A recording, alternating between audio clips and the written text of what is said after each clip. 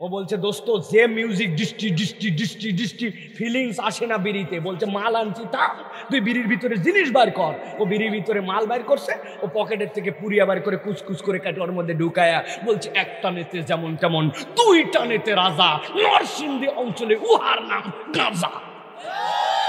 আগে ছিল বিড়িখোর, এখন কনসার্টে যায় হয়েছে গাঁজাখোর। কথা বলেন। ওনারা বলতেছে ওইখান থেকে নাকি মাদক বিরোধী কনসার্ট প্রজেক্ট নিছে, দুর্নীতিকে না বলুন, বাজেট 10 কোটি। কি করতে হবে? প্রত্যেক জেলায় জেলায় একটা করে মিটিং করতে হবে, বিভিন্ন জায়গায় স্টিকার লাগাতে হবে। 10 কোটি টাকার যে স্টিকার লাগানোর প্রজেক্ট, 8.5 কোটি টাকা দুর্নীতি হয়েছে। আপনি কোথায় মলম দিচ্ছেন? এই জন্য বলবো প্রিয় ভাইয়েরা, এই কোরআনের মাহফিল এইগুলা থেকে আপনার আমার জীবন পরিবর্তনের জন্য অনেক এলিমেন্টস আছে। আমরা যদি নিতে চাই, রব্বুল আলামিন আমাদেরকে দেওয়ার জন্য রেডি আছেন, ঠিক কি না? আল্লাহকে আপনাকে আমাকে জাহান্নামে নেওয়ার জন্য সৃষ্টি করছে? জি না, রব্বুল আলামিন আপনাকে আমাকে ক্ষমা করে দেওয়ার জন্য সৃষ্টি করছে। সুবহানাল্লাহ বলেন। কিন্তু আমরা ক্ষমা নিতে রাজি নাই, আমরা ক্ষমা নিতে রাজি নাই। আল্লাহ রাব্বুল আলামিন আমাদেরকে তার বান্দা হিসাবে ক্ষমা করে দিতে চান, কিন্তু আমরা ক্ষমা নিতে রাজি নাই। দেনে ওয়ালা তৈয়ার হে, লেনে ওয়ালা হি নেই। দেওয়ার লোক রেডি, কিন্তু যে নিবে সে তো রেডি না। আমি মনে করছি যে অটোমেটিক সব হয়ে যাবে, অটোমেটিক এটা হয় না। আল্লাহ রাব্বুল আলামিনের কাছে নিজেকে নিবেদিত করতে হয়, ঠিক কি না? হযরত ইব্রাহিম আলাইহিস সালাম বলছিলেন না আল্লাহ আপনি মুসলমান হন, উনি বলছেন আমি মুসলমান হব। আমি তো আল্লাহ গাছের উপরে কুঠার দিয়ে এখন আমি কাটতেছি, রব্বুল আলামিন এখন গাছ। আল্লাহ রাব্বুল আলামিন কি বলেছিলেন? ওই জায়গাতে আপনি মুসলমান হন, প্রথম কি করবেন?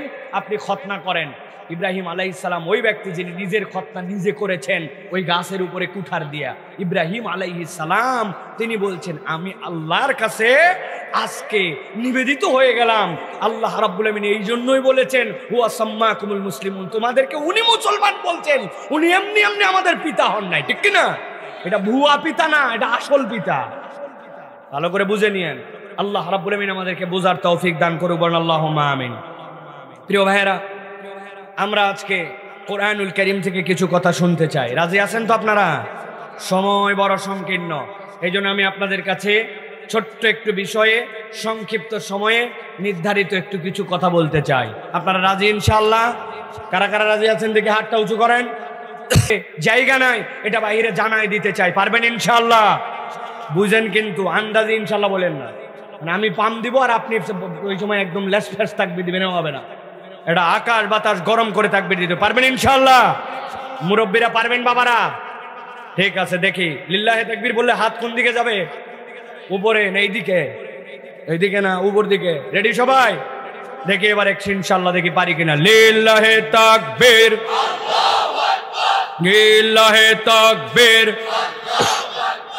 আল কোরআনের আলো, আল হাদিসের আলো, তোমার নেতা আমার নেতা, তোমার নেতা আমার নেতা। আলেম ওলামা যেখানে, আল্লাহর আইন যেখানে, লিল্লাহে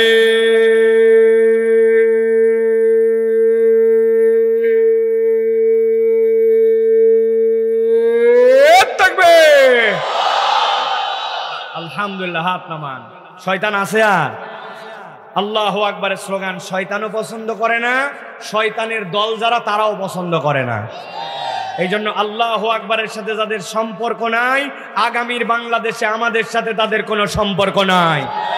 অনেক মুনাফেক কিন্তু এখন ঘুপটি মারে আছে, কিছুদিন পরে পরিবেশ পেলে আবার ফস করে বের হবে। মুনাফেক থেকে সাবধান থাকতে হবে মুসলমান। দেখবেন কিছুদিন পরে পোস্টারে নাম সাবেক অমুক, সাবেক তমুক, সাবেক উপজেলা, সাবেক ইউনিয়ন। আপনি দেখে নিয়েন, এইগুলা পোস্টারেও নাম দেখতে পাবেন, ঠিক কি না? পকেটের মধ্যে একটা মার্কার রাখবেন আর বুকের মধ্যে হিম্মত রাখবেন। আগামীতে বিগত 17 বছরের যারা সাবেক অমুক সাবেক তমুক লিখবে, ওরা সাবেক কিচ্ছু না, শুধু ওদের নামের শেষে থাকবে সাবেক চোর, সাবেক ডাকাত, ঠিক কি না? মুনাফেক থেকে সাবধান হন মুসলমান। আগামীর বাংলাদেশ তরুণদের বাংলাদেশ, আগামীর বাংলাদেশ বৈষম্যহীন বাংলাদেশ, যুবকদের বাংলাদেশ, আল্লাহর আইনের বাংলাদেশ। আলেম ওলামার বাংলাদেশ। রাজি তো? অনেক মুরব্বী ঠিক বলে নাই, ওনাদের ব্যাটারি শেষ, ওনাদেরকে আমরা ধরতেওছি না। বাপ আল্লাহ রাব্বুল আমিন আমাদেরকে কবুল করুন, আল্লাহুম্মা আমিন। আর দেরি নয়, চলেন আমরা সরাসরি কুরআনুল কারীমের মধ্যে প্রবেশ করব। সংক্ষিপ্ত সময়ে, আমার নির্ধারিত সময় আমার জানায় দেওয়া আছে যে আমি এখানে কোন পর্যন্ত থাকবো, ভাইরা জানেন। এই জন্য প্রিয় ভাইরা, ভালো করে ঠান্ডা মাথায় এই কথাগুলি আমরা শোনার জন্য চেষ্টা করি। বিতাড়িত শয়তান থেকে আশ্রয় প্রার্থনা করে দূরে এখনো যারা মনে করতেছেন দাঁড়ায় দাঁড়ায় শুনতেছি, আপনারা দূরে না থেকে প্যান্ডেলে আছেন। সকলে আমার সাথে শয়তানকে ধ্বংসের নিয়তে আল্লাহর শেখানো বাক্যে আমরা সকলে একসাথে পড়ি, আউযু বিল্লাহি মিনাশ শাইতানির রাজিম, বিসমিল্লাহির রাহমানির রাহিম, আলিফ লাম রা, কিতাবুন আনজালনাহু ইলাইকা লিতুখরিজান নাসা মিনাজ-যুলুমাতি ইলান নূর। আমরা সংক্ষিপ্ত সময়ে কুরআনুল কারীমের আলোকে আজকে একটা বিষয়ের উপর কথা শুনবো, সেটি হচ্ছে আল্লাহ বলছেন এই কোরআন তো তোমাদেরকে মুক্তির রাস্তা দেখাবে, বিজয়ী করবে, কিন্তু এই কোরআনের সাথে তুমি যে সম্পৃক্ত হবে এইটার প্রয়োজন তুমি চাইলেও আছে, না চাইলেও আছে, ঠিক কি না? কিন্তু কোরআনের সাথে মানব জীবনের সম্পৃক্ত হওয়ার প্রয়োজন কয়টা? এর কোনো শেষ নাই। নানান কারণে আমাদের কোরআনের সাথে সম্পৃক্ত হওয়ার প্রয়োজন আছে, কিন্তু একটা মানুষের জীবনে সর্বনিম্ন 5টা কারণে কোরআনের সাথে মানুষকে সম্পৃক্ত হতে হবে। একসাথে জিজ্ঞাসা করব, একসাথে উত্তর দিবেন। কোরআনের সাথে সম্পৃক্ত হওয়ার মানব জীবনের সর্বনিম্ন কারণ কয়টা? সবাই বলেন নাই, আমি জানি অনেক মানুষের মধ্যে আলসামি আছে। কয়টা? হাতগুলা নিচে নামান, এরকম করে ডান হাতটা বাইর করেন, চান্দরের ভিতরতে বাইর করেন। বাইর করছেন সবাই? আমি জিজ্ঞাসা করব কয়টা, একসাথে হাত তুলে দেখাবেন 5টা। মানব জীবনে কোরআনের সাথে সম্পৃক্ত হওয়ার সর্বনিম্ন কারণ কয়টা? আরেকবার চান্স দিব, লাস্ট। কয়টা? আলহামদুলিল্লাহ, আমি 3-4 জনকে দেখছি হাত তোলে নাই, কিছু বললাম না, মুরব্বী মানুষ। প্রিয় ভাইয়েরা, আল্লাহ রাব্বুল আলামিন তাহলে আমাদেরকে কোরআনের সাথে সম্পৃক্ত হওয়ার কারণ ব্যাখ্যা করছেন। আমরা এই 5টা কারণ সংক্ষিপ্ত সময়ে শুনবো এবং আমাদের নিজেদের জীবনে যেন আমল করার নিয়তে উঠতে পারি। বলেন আল্লাহুম্মা আমিন। 1 নম্বরে, মানুষ যদি তার পথের দিশা পেতে চায়, কোরআন ছাড়া কোনো উপায় নাই। যদি পথের দিশা পেতে চায়, কোরআন ছাড়া উপায়। হুজুর আপনি কি গায়ের জোরে বললেন? এইটা আমার কথা নয়, আল্লাহ রাব্বুল আমিন সূরা ইব্রাহিম থেকে আল্লাহ আলোচনা শুরু করেছেন নবীকে দিয়া। গভীর মনোযোগে এই কথাটা বোঝেন। আল্লাহ বলেন আলিফ লাম রা। বলেন তো এটার অর্থ কি? কে বলতে পারেন? আপনি, আমি তো বলতেই পারবো না। মুফাসসিরিনে কেরামও ব্যাখ্যা করেছেন, আল্লাহু আ'লামু বিমুরাদিহি, আল্লাহ কেবল এটার বিশুদ্ধ অর্থ জানেন, এইটা আল্লাহ ছাড়া কেউ জানে না।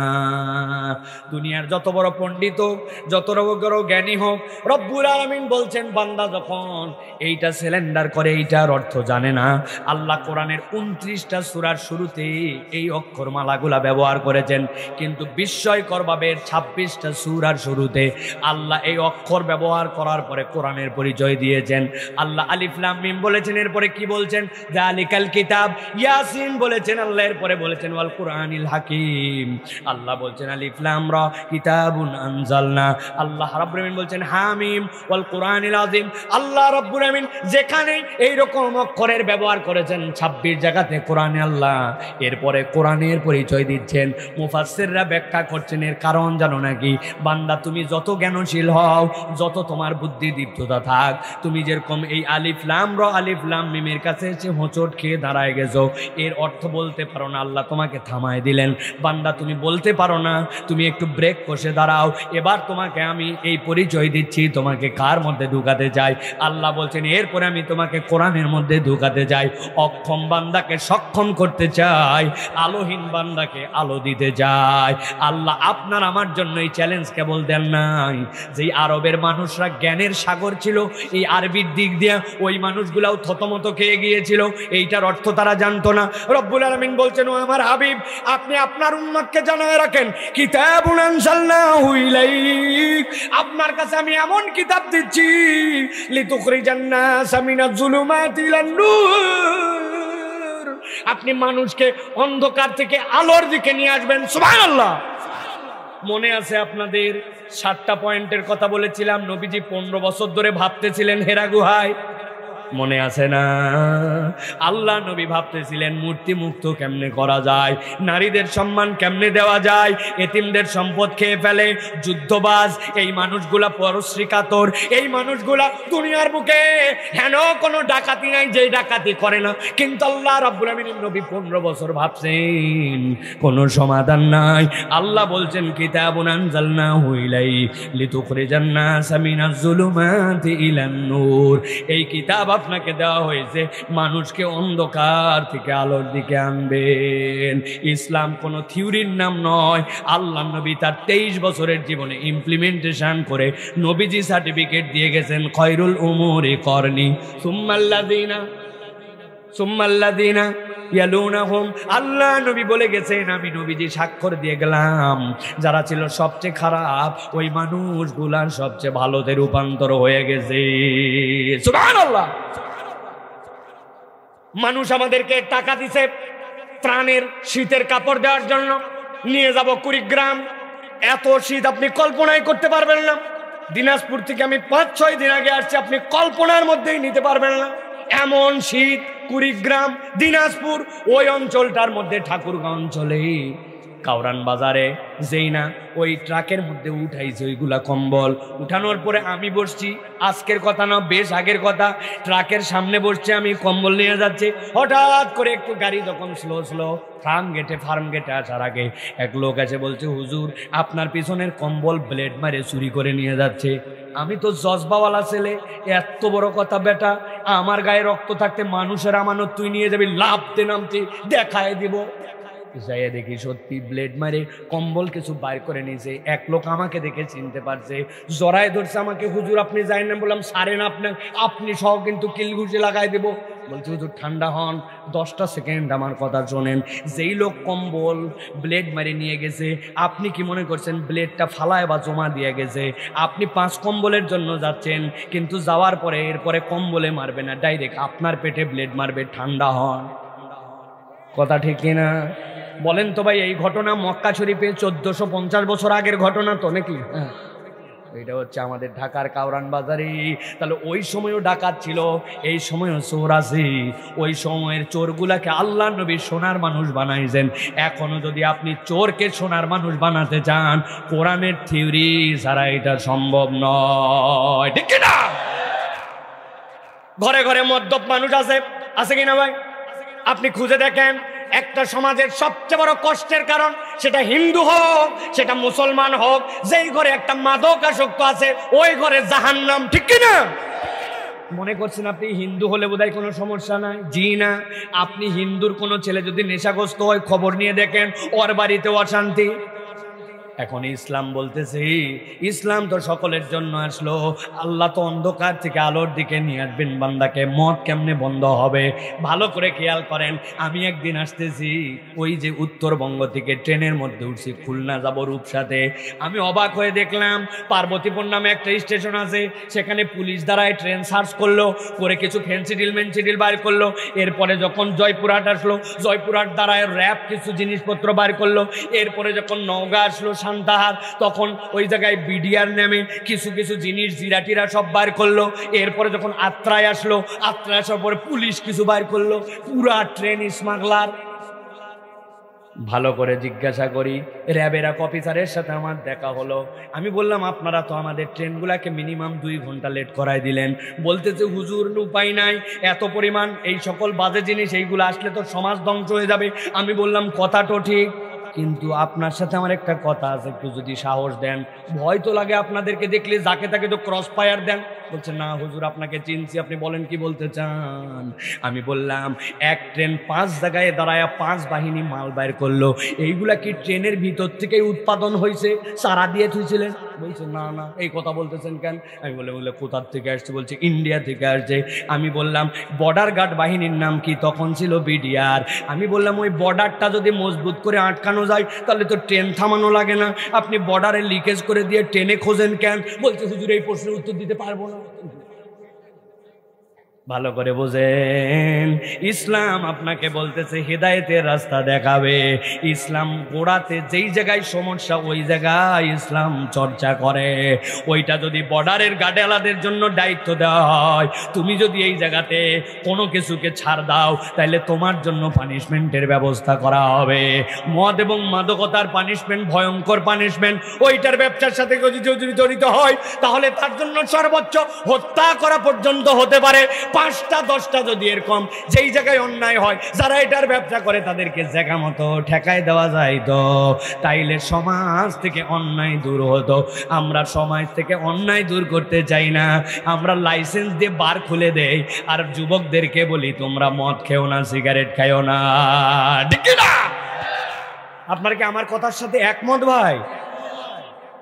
ভালো করে খেয়াল করেন, আল্লাহ রাব্বুল আমিন বলছেন এই কোরআন ছাড়া তোমাকে পথের দিশা কেউ দেখাবে না। ব্যক্তি জীবনে তো পথের দিশা পেতেই পারেন, কিন্তু সামগ্রিকভাবে আপনি যদি সমাজকে পরিবর্তন করতে চান, ইসলামের জীবন ব্যবস্থা ছাড়া সমাজকে প্রকৃতার্থে পরিবর্তন করা সম্ভব নয়। তবে আল্লাহ বলছেন এর জন্য বান্দা তোমাকে সিদ্ধান্ত নিতে হবে। ইয়াহদি বিহিল্লাহু মান ইত্তাবা রিদওয়ানাহু সুবুলাস সালাম ইখরিজুহুম মিনাজ যুলুমাতি ইলান নূর। রাস্তা অনেকগুলা থাকবে, গ্রহণ করার জন্য তোমার মেন্টালিটি লাগবে। এই কোরআন আপনি নিজের ভিতর যদি ইনস্টল করেন, কোরআন আপনাকে হেদায়েত দিবে। আর আপনি যদি ইনস্টল না করে আপনি থিওরির মতো রেখে দেন, ওই কোরআন আপনাকে উপকার দিবে না। ঠিক না? না বুঝে ঠিক বলছেন। আমি ছোট্ট একটা কথা বলে আপনাকে একটু বুঝাই, তাহলে আপনি বুঝবেন ঠিক কি বা ঠিক। আমি একবার মাহফিলে যাচ্ছি, ঢাকা থেকে ঝিনাইদহ মধ্যে পদ্মা সেতু, মানিকগঞ্জ পার হওয়ার পরে পদ্মা সেতু দিয়ে পার হওয়া লাগে দৌলতদিয়া পাটুরিয়া ঘাট, নাম শুনছেন আপনারা? আমি যেই না গেছি, যাওয়ার পরে আসরের ওয়াক্ত হয় অবস্থা। আমার আসরের নামাজে কাজা হয় কিনা এই টেনশনে দ্রুত যেই আমার গাড়ি কেবল ফেরির মধ্যে উঠছে, গাড়ির থেকে লাফ দেন আমি ফেরির ছাদে চলে গেছি। ফেরির ছাদে নামাজের ব্যবস্থা করা থাকে, দেখছেন ফেরি আপনারা? যাই ফেরিতে কেবল উঠছি, উঠার পরে মোবাইলটা বের করলাম। মোবাইলটা বের করে যেই না দেখি যে আমার মোবাইলে দেখি তো কেবলা কোন দিকে। আস্তে করে দেখছি, দেখার পরে দেখি এই যে আপনাদের কেবলা যেরকম এই দিকে, ঠিক না?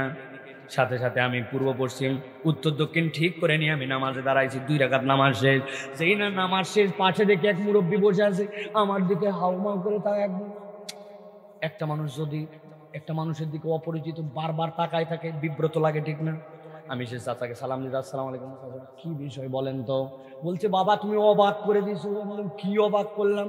বলছে তোমার আগে আমি এই জায়গায় নামাজ পড়ার জন্য উঠছিলাম, দেখতেছ হয়তো এখনো বসে আছি। উঠার পরে আমি দিক চিনি না, একজনকে বললাম কেবলা কোন দিক? এই দিক। চিন্তা করলাম এই দিক কেবলা না। আরেকজনের কাছে জিজ্ঞাসা করলাম কেবলা কোন দিক? ও বললো মুরব্বী এই দিক। কি রে? একজন বলে এদিক, একজন এদিক। চিন্তা করলাম, এরপরে একজনের সাথে বলছে 2 জনের মাঝ বরাবর ওই দিকে নামাজ পড়ে নিয়েছি। কিন্তু অবাক হয়ে দেখলাম তুমি আসার পরে কাউকে জিজ্ঞাসা নাই, যেদিকে আমি নামাজ পড়ছি ওই দিকে নামাজ পড়ে নিলে ব্যাপার কি? আমি বললাম চাচা এটা কোনো ব্যাপার হলো নাকি? আমার মোবাইলের মধ্যে কম্পাস আছে, ওই কম্পাসের মধ্যে দিকদর্শন আছে, কোন দিক ওইটা উত্তর দক্ষিণ হচ্ছে কম্পাসের চম্বুকের ধর্ম, এর বিপরীত হচ্ছে পূর্ব পশ্চিম। আমরা যেহেতু কাবার পূর্ব দিকে, এই জন্য আমরা পশ্চিম দিক ফিরায় নামাজ পড়ি। আমরা পশ্চিম দিকে পড়ি না, কেবলার দিকটা আমাদের পশ্চিম। ওইটা বাইর করছে আর নামাজ পড়ছে। বলছে হায় হায়, তাহলে তো বিরাট ব্যাপার। আমিও তো সারাদিন সফর করি, আমার একটুখানি ব্যবস্থা করে দেওয়া যাবে নাকি? আমি চিন্তা করলাম এটাই সুযোগ, আমি তার কম্পাসটা ফিট করে দিব মোবাইলে। সারা জীবন যত নামাজ পড়বে দেখবে আমার একটা সওয়াব হবে। আর দাল্লু আলাল খাইরি কাফাইলি। সুযোগ মনে করে চাচাকে বললাম, চাচা আমার ইন্টারনেট আছে, আমার হটস্পট দিয়া যেমনে হোক আপনার এটা আমি ফিট করে দিচ্ছি, 2 মিনিটের মামলা, মোবাইলটা দেন। মুরব্বি তো খুশিতে গদগদ হয়ে, এরকম হুজুরের আগে এত সহযোগিতা কেউ করে নাই। মোবাইল পকেট থেকে বাইর করে আমার হাতের মধ্যে ধরায় দিয়েছে। হাতে নিয়ে দেখি নোকিয়া 3220।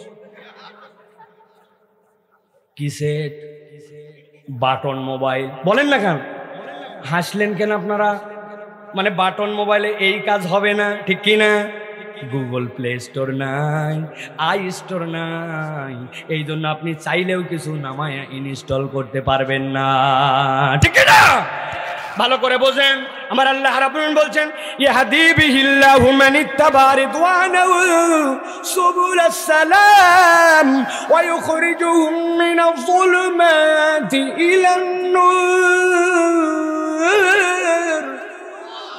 এই দুনিয়ার মানুষ, তোমার জন্য রাস্তা বলে দেওয়া আছে, তোমাকে অন্ধকার থেকে আলোর দিকে বের করবে, কিন্তু তুমি তোমার কোরআনকে তোমার ভিতর ইনস্টল করবে কি না করবে এটা তোমার সিদ্ধান্ত। আল্লাহ পিটায়া পিটায়া তোমাকে মুসলমান বানাবেন না, পিটায়া পিটায়া তোমাকে কোরআন ধরাবেন না। বলছে ঠিক, 50 বছর ধরে ওয়াজ শোনে, দেখবেন স্টেজের মধ্যে এসে বসে থাকবে অনেক লোকজন আছে, কিন্তু বিরাট ভাপর, বিরাট এলাকায় সুনাম, হ্যাঁ দামি আলাদা, কিন্তু সূরা ফাতিহা পড়তে দিলে ফেরেশতা যে মারে না এখনো, তাই তো বেশি।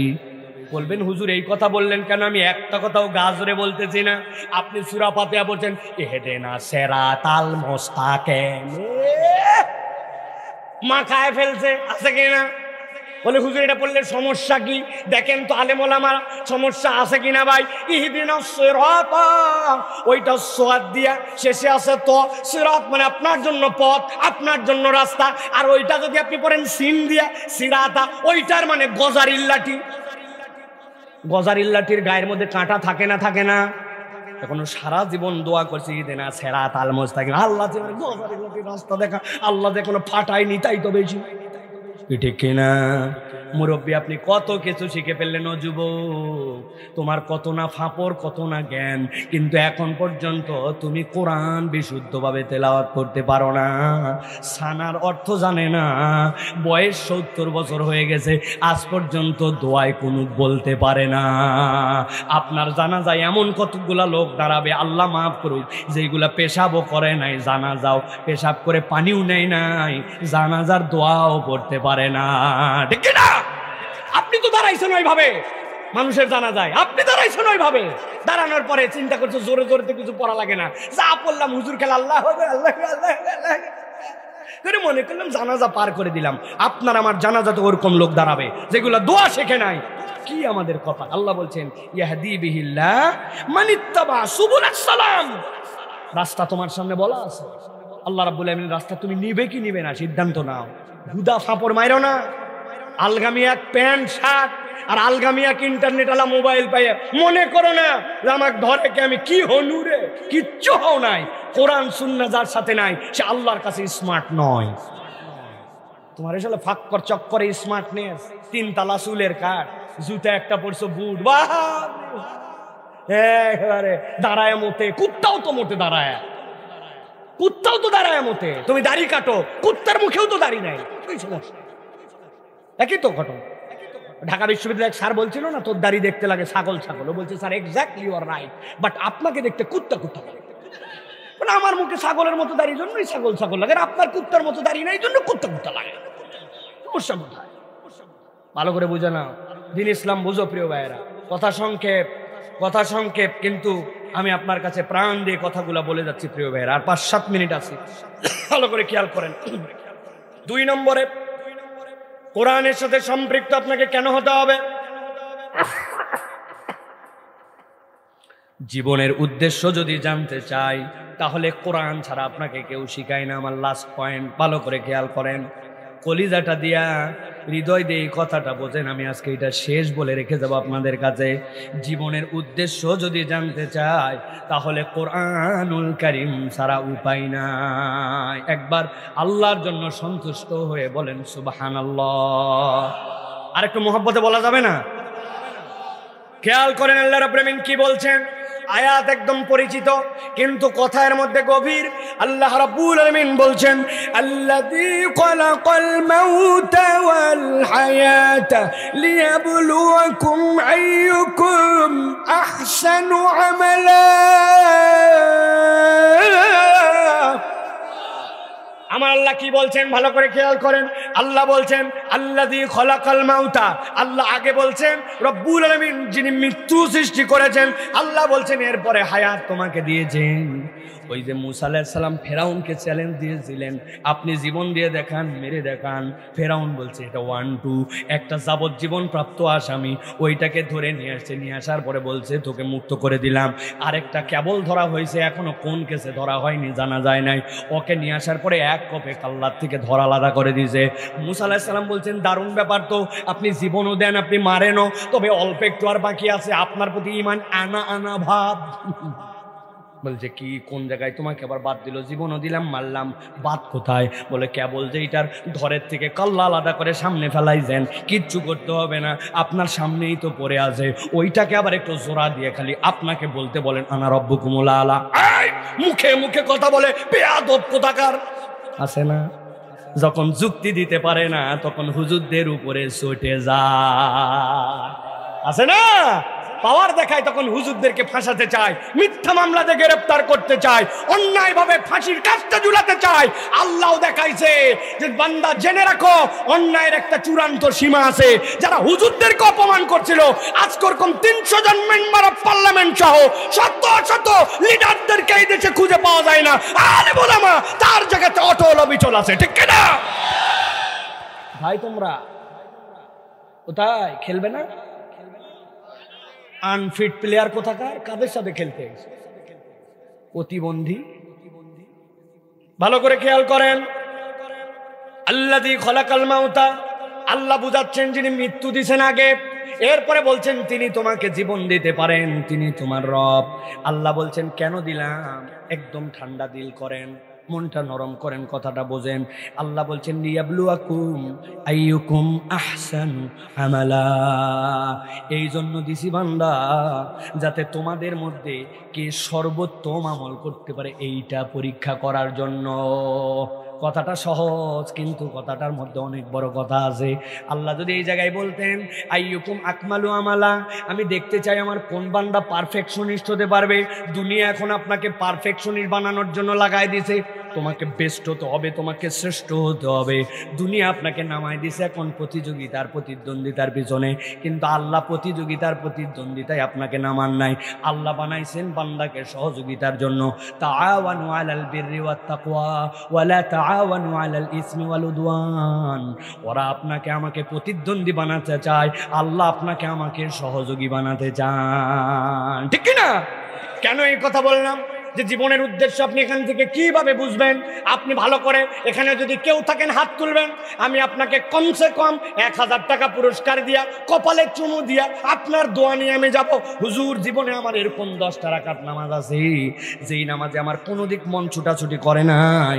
আল্লাহর কাছে আমি বলে দিছি এই নামাজ কবুল না করলে হবে না। এইরকম করে আমি 10 রাকাত নামাজ পড়ছি, আসিনি ভাই?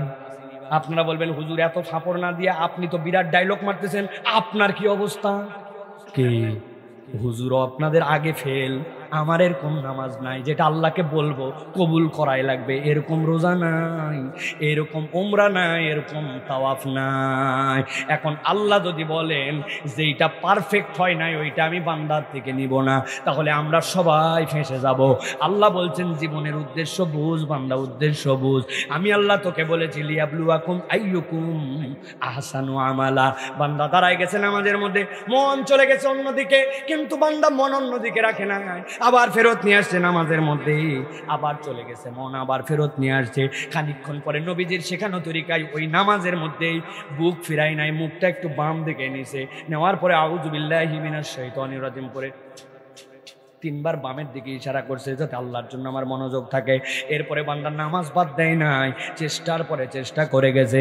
আল্লাহ বলছেন, বান্দা আমি তোর থেকে পূর্ণতা চাই নাই, আইয়ুকুম আহসানু আমালা, প্রচেষ্টায় সর্বোত্তম কে ছিলি, আমি ওইটা দেখেই তোর নামাজগুলাকে কবুল করে নিব। রব্বুল আলামিন বলছেন, এই বোধের জায়গা তোমাকে কোরআন শিখায়, কেউ তো ছাড়া তোমাকে এই বোধের জায়গা শেখায় না। দুনিয়ার মানুষ তো তোমাকে লাগাই দিয়েছে, দুনিয়ার পিছনে আগুন ধরাই দিয়েছে তোমার পিছনে। আল্লাহ রাব্বুল আলামিন বলছেন আরেকটা বোধের জায়গা, যেটা আমার শেষ কথা ভালো করে খেয়াল করেন। জীবনের উদ্দেশ্য কি আপনার? জীবনের উদ্দেশ্য আগে দোকানে কর্মচারী ছিলাম, এখন মালিক হওয়া, এই তো। আগে মানুষের জমিতে কাজ করছে, এখন নিজের জমিওয়ালা হওয়া, এই তো নাকি? হ্যাঁ, পড়ালেখা পাশ করে যে চাকর হওয়া, চাকরি করে, এই তো নাকি? না না, আল্লাহ বলছেন এইগুলা তো তোমার বৈষয়িক ব্যাপার। ভালো করে একটা কথা সারা জীবন মাথার মধ্যে সূত্রর মতো গেঁথে নিবেন, দুনিয়াতে উপকরণ কখনো ইবাদত হতে পারে না। কি বলছি? উপকরণ কখনো ইবাদত হতে পারে না। কি বলছি? মনে থাকবে তো? জ্ঞান অর্জন করা আল্লাহ রাব্বুল আমিন ফরজ করেছেন। এখন এটা আলিয়ায় করবেন না কওমিতে করবেন, না কোনো শিক্ষকের কাছে করবেন, না মসজিদে যাই করবেন, নাকি বড় মাদ্রাসায় করবেন? একজন বলছেন না ৮,০০০ মাদ্রাসা ছাড়া এলেম নেওয়া যাবে না, হবে না। আপনার এলেম অর্জন করা ফরজ। আল্লাহ এই জন্য বলছেন উপকরণ যাবে না। এইটা বোঝানোর জন্য বলছি, আপনি দুনিয়ার বুকে দোকানের মালিক হন, আপনি জমির মালিক হন, আপনি বড়লোক হন, ইসলাম আপত্তি করবে না, কিন্তু আপনার এই উপকরণগুলো যেন কখনো আপনাকে ইবাদত থেকে দূরে না সরায়। আল্লাহ বলছেন জীবনের উদ্দেশ্য তো ভিন্ন জায়গায়। আল্লাহ বলছেন জানায়াত আপনাদের, কুনতুম খায়রা উম্মাতিন উখরিজাত লিন-নাসি তা'মুরুনা বিল মা'রুফি ওয়া তানহাউনা আনিল মুনকার। আল্লাহ বলছেন এই দুনিয়ার মানুষ, আমি রব্বুল আমিন তোমাদের জন্য দায়িত্ব দিলাম। এই দুনিয়ার মানুষ, তোমাদেরকে শ্রেষ্ঠত্ব দেওয়া হয়েছে কি জন্য জানো নাকি? অপরের কল্যাণে তোমাকে সৃষ্টি করা হয়েছে। সুবহানাল্লাহ। আমি আমার জন্য সৃষ্টি নয়, আমি সৃষ্টি হয়েছি অপরের কল্যাণের জন্য। আল্লাহু আকবার। কাজ কি? আল্লাহ বলছেন তা'মুরুনা বিল মা'রুফ, তুমি সৎ কাজের মানুষকে আদেশ দিবে আর অন্যায় থেকে ফিরাবে। এই দায়িত্ব হুজুর সাহেবের, আমাদের সভাপতি সেক্রেটারি সাহেবের, অতিথিদের, মাদ্রাসার বড় ইমাম সাহেবের, প্রত্যেকের। আপনি যদি উম্মতে মুহাম্মাদি হন, আল্লাহ বলছেন আল্লাহ তোমাকে দায়িত্ব দিলেন। আর এই দুই কাজ যার জীবনে নাই, ওই মানুষ জীবনের উদ্দেশ্য বুঝতে পারে নাই, আর আল্লাহর কাছে শ্রেষ্ঠত্বের মানদণ্ডে উন্নীত হতে পারবে না। এলাকার মাতব্বর ছোট ছোট ভাইদেরকে বিড়ি খায়, কিন্তু নিষেধ করতে পারে না। কেন পারে না? যেই বেটা নিষেধ করবোই তো গাঁজাখোর, ঠিক কি না? ও আপনাকে মানা করবে কেমনে? যেই বেটা অন্যায় করে, অন্যায় ঠেকাতে পারে না। আর আমরা যদি মনে করি না নিজে বাঁচলে বাপের নাম, তাইলে সমাজের রন্ধে রন্ধে পছন্দ ধরে যাবে। নিজে বাঁচলে বাপের নাম, এইটা ইসলামের সূত্র নয়, এইটা শয়তানি মতবাদ, ঠিক না? আপনাকে সৎ কাজের আদেশ করতে হবে, অন্যায় থেকে ফিরাতে হবে। অন্যায় ফিরানোর লেভেল আছে তিনটা। আল্লাহ নবী সাল্লাল্লাহু আলাইহি সাল্লাম বলেছেন, মান রাআ মিনকুম মুনকারান ফালিয়াতাগায়্যারু বিয়াদিহি ফা ইল্লাম ইস্তাতি ফাবিলিসানিহি ফা ইল্লাম ইস্তাতি বিকলবিহি যালিকা আযাফুল ঈমান। আয় বান্দা, তুমি যদি অন্যায় দেখো, প্রথমে তোমার শক্তি, এরপরে তোমার জবান, তারপরে তোমার অন্তর, ঠিক কি না? বলছেন তো জোরে করে ঠিক, কিন্তু কামের বেলা তো পুরো উল্টা। যা হয়েছে হয়েছে, আস্তাগফিরুল্লাহ আস্তাগফিরুল্লাহ, আমি এই কাজ পছন্দ করি না, আগেই গেছি আস্তাগফিরুল্লাহ। কোন রকম সৎ কাজের আদেশ পাওয়ার দেখানো নাই, আগের থেকে আসছি আস্তাগফিরুল্লাহ, প্রথমে আস্তাগফিরুল্লাহ, ঠিক না? যদি প্রথমে আস্তাগফিরুল্লাহ হয়, তাহলে কি অবস্থা হবে? জীবনের উদ্দেশ্য কোরআন কেমনে বোঝাচ্ছে, এইটা উদাহরণ দিয়ে আমার কথা শেষ, ভালো করে মনে রাখেন। মসজিদের সামনে ইমাম সাহেব দেখে ফজরের নামাজের পর 3টা ধাপ দিয়ে ওঠা লাগে।